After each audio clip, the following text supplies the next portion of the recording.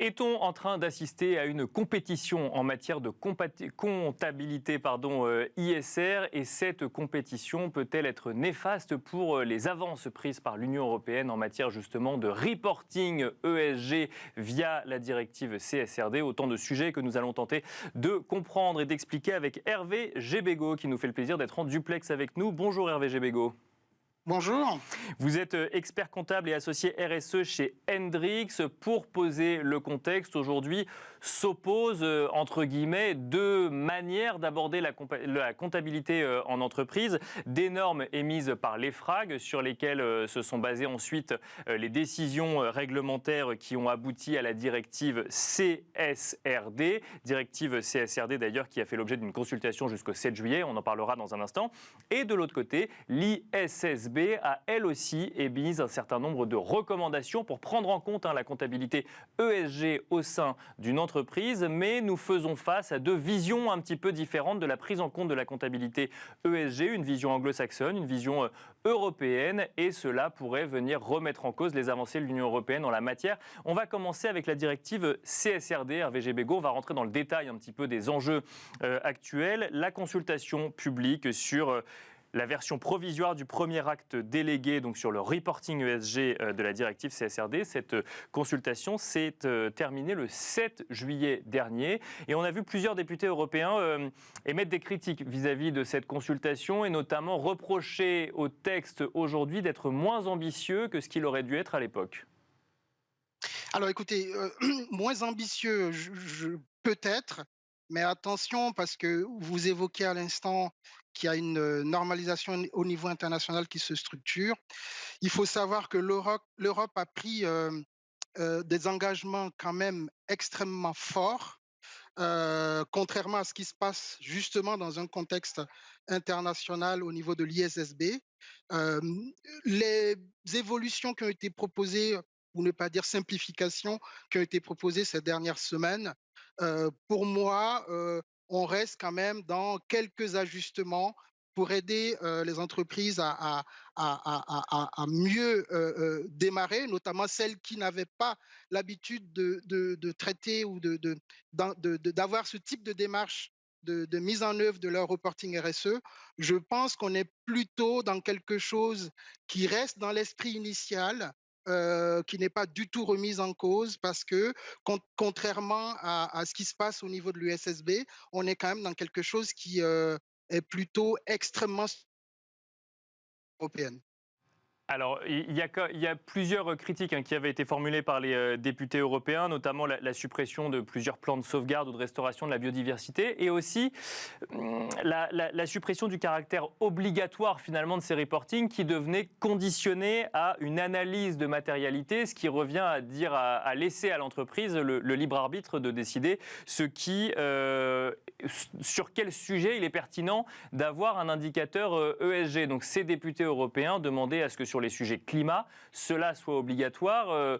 Si je comprends ce que vous nous dites, Hervé Gebego, ça n'est pas un recul en arrière du texte à l'heure actuelle.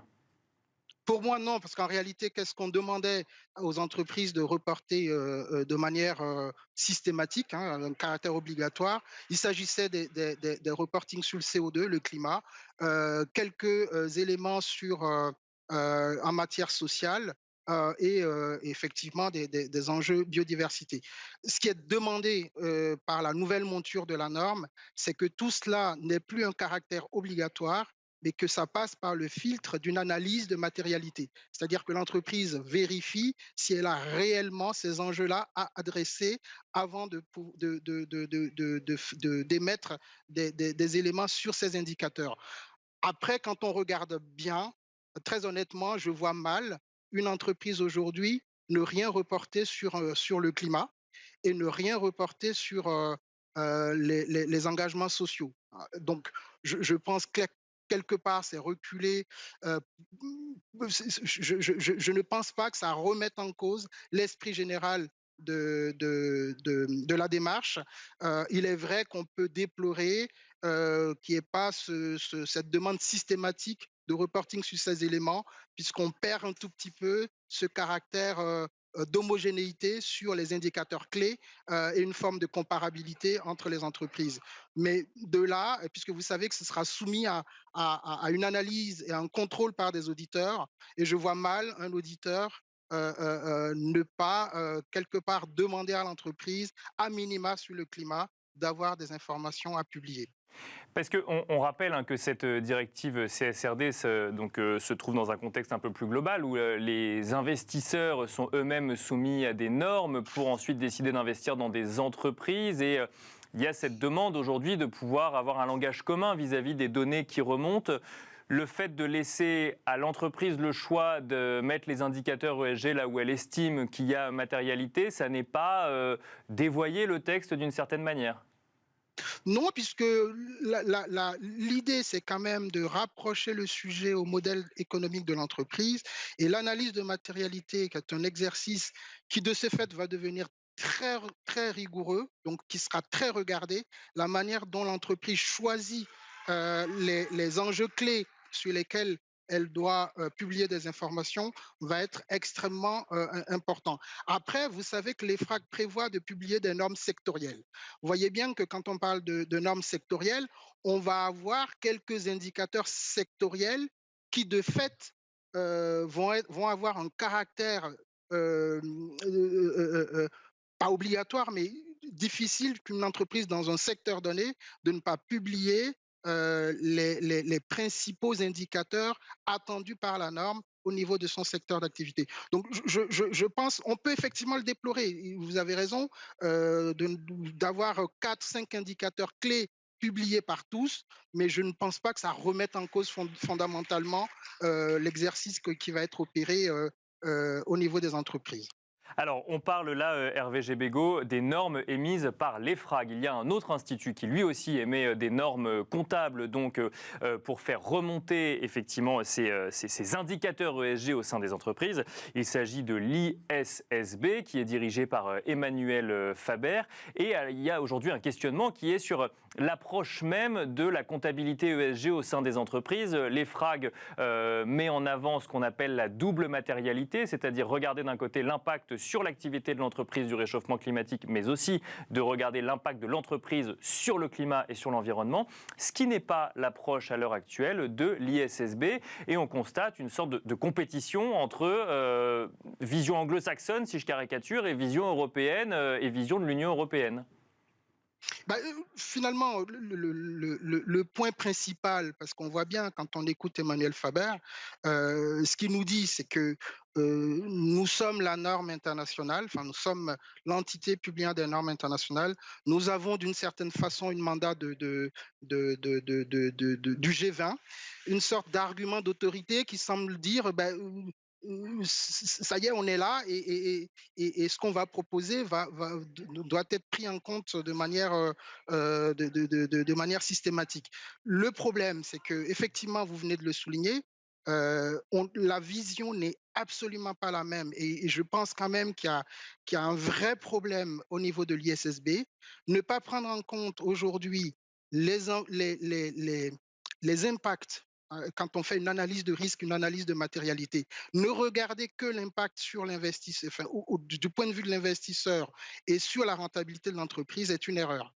Parce que là, quand on parle RSE, on parle d'autres parties prenantes qui ont des attentes. Et on attend de l'entreprise qu'elle réponde à ces parties prenantes de manière beaucoup plus robuste qu'elle ne le faisait jusqu'à présent.